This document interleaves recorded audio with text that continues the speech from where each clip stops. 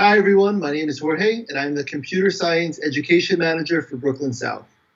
Hello, Internet. My name is Guillermo, and I am the Instructional Technology Director for Brooklyn South. And in this video, we're going to provide you with the guidance specific for teachers or students that are currently using their own G Suite domain and or sharing a device with a family member. And they wish to access centrally provided content, such as iReady, Pearson, or Scholastic, through the NYCDOE remote learning portal that you can find at idpcloud.nycenet.edu. In addition, this video will ensure that you are connected to the correct G Suite profile, and we'll show you how to toggle between profiles where necessary. This is going to be extremely important when you're using a device that's being shared by more than one user. Mm-hmm. So what would this look like for someone who's maybe already logged into their own account? So I'm going to log in to Google Classroom with my current account and demonstrate what that looks like.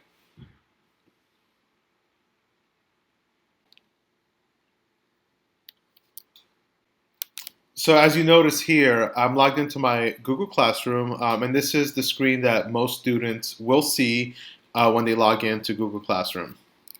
But now let's say you want to log into the remote learning portal. For students to access the remote learning portal, they would have to go to idpcloud.nycenet.edu. Students will use their centrally provided NYCDOE account. They would input both the username and the password.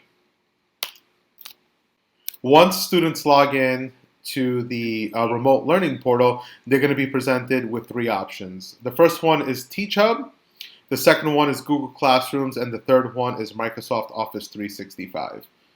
TeachHub is the portal that's going to link them to the different applications that are available to them.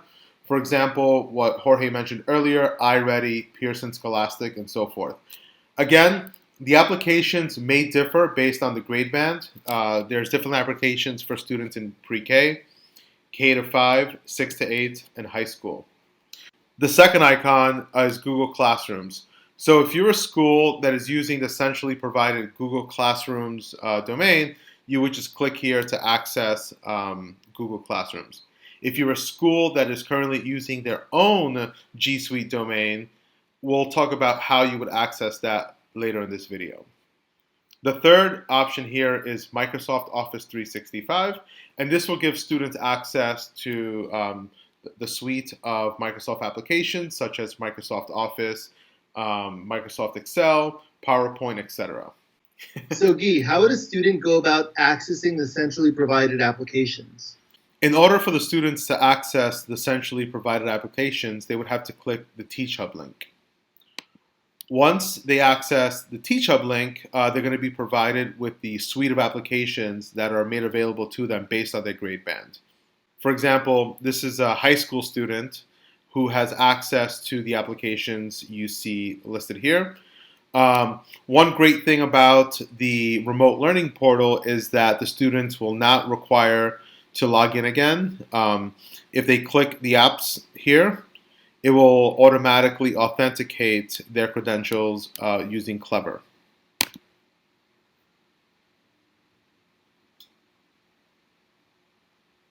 So like we just demonstrated here, the student clicked Myon, and they were redirected to the Myon application. You can close the tab and go back and access the other centrally provided applications.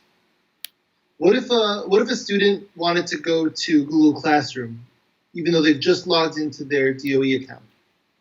So there are multiple ways that the student will be able to access Google Classroom.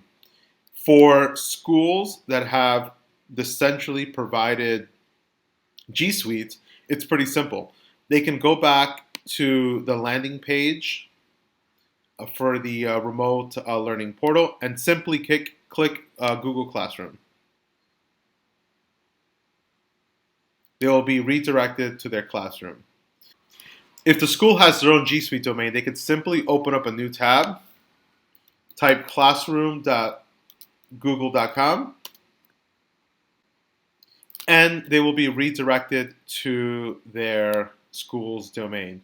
One thing to note, if a student goes to classroom.google.com and they don't see any of their classes, we recommend that they click the top right icon here, the circle next to the waffle, and confirm that they are indeed logged in to the correct domain.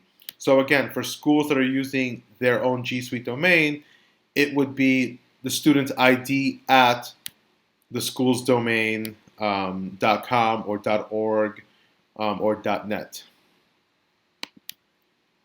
All right, great. Thank you, Guy. Yep, anytime.